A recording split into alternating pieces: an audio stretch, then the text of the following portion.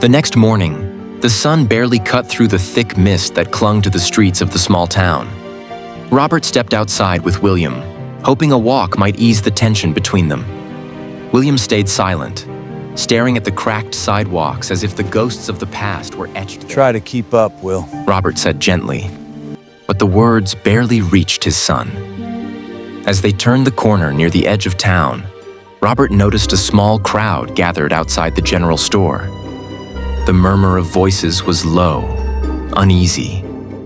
A poster fluttered on the bulletin board.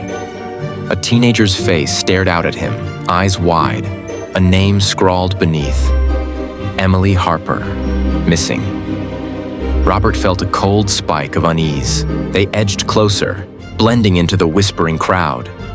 People were shaking their heads, murmuring theories. She just wandered off, probably ran away, that's all. But something about the hurried, uneasy way the townsfolk spoke set Robert's instincts on edge. He scanned the streets, the alleys, the surrounding woods. He remembered this town. He remembered its secrets. And now, years later, it seemed as if the town itself was trying to warn him. William tugged at his sleeve again, his voice sharp. Why is everyone acting like it's nothing? She's missing! Some people, Donna, like to admit there's danger in their town, but we'll find out what really happened. Even as he spoke, a shadow moved in the distance near the lake. Just a flicker, too quick to be certain. But it was enough to make Robert's gut twist. Something was there. Something waiting. And for the first time since returning, Robert realized the small town he thought he knew had changed. Or maybe it had been hiding its darkness all along. Robert's thoughts were still tangled with Emily Harper's missing poster when he heard hurried footsteps pounding the cracked sidewalk behind him. "Robert! Robert!" Tom's voice was sharp, frantic. He came into view, his face pale, eyes wide. It's Ethan! He's gone! He didn't come home this morning! Gone? What do you mean gone? He left for school and never made it. We searched the streets, the parks, nothing. I don't understand. He's careful. He wouldn't just wander off. Robert's mind snapped into focus, the unease from Emily Harper's poster colliding with Tom's panic. Calm down. Tell me everything. Where was he last seen? Right outside the school gate, and he's the fifth kid Tagomi's found a trace, and the townsfolk, they're terrified, but they don't talk about... Dad, what's happening here? Something's very wrong, Will. And right now, your friend Ethan is part of it. We're gonna find him. I don't know what to do. The sheriff, he's doing what he can, but it's like someone or something is picking them off. Robert's stomach churned. The quiet streets, the familiar houses, the whispers in the town. It all pressed in on him.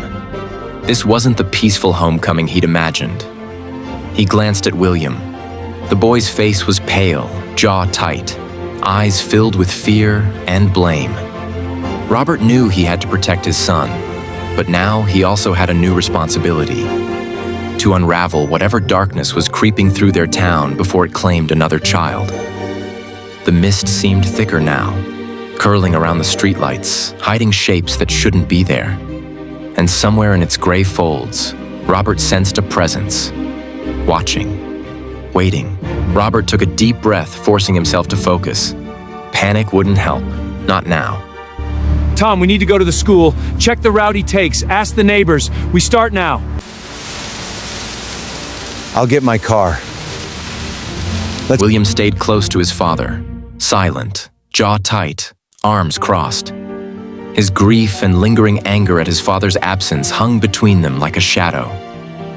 Robert sensed it, but there was no time to address it. Not yet. The walk to the school was tense, the town unusually silent. Even the birds seemed still, and the air carried a chill that had nothing to do with the season. At the school gates, Robert and Tom spoke with the janitor, a nervous man who wrung his cap in his hands. Ethan, he was just here this morning. I saw him gone, like he vanished. Vanished? Robert echoed, the word tasting bitter on his tongue. He looked at the street, the alleys, the nearby woods. Something was wrong. Very wrong, Tom whispered, voice trembling. Robert. He's the fifth. 5 kids in 5 months. Nobody knows why or where. Well, the sheriff, he's trying, but he's scared too. Robert's jaw tightened. Fear prickled along his spine, but it fueled him. He would find Ethan. He would uncover the truth behind these disappearances, and he would face whatever darkness had crept into this town, no matter the cost. William lagged slightly behind, silent, his expression a mix of fear and resentment. Robert could feel the weight of it, but he had no time to explain or defend himself. Not now. As the mist thickened around the streets, Robert felt the town watching him, waiting for him to stumble, but he wouldn't, not yet.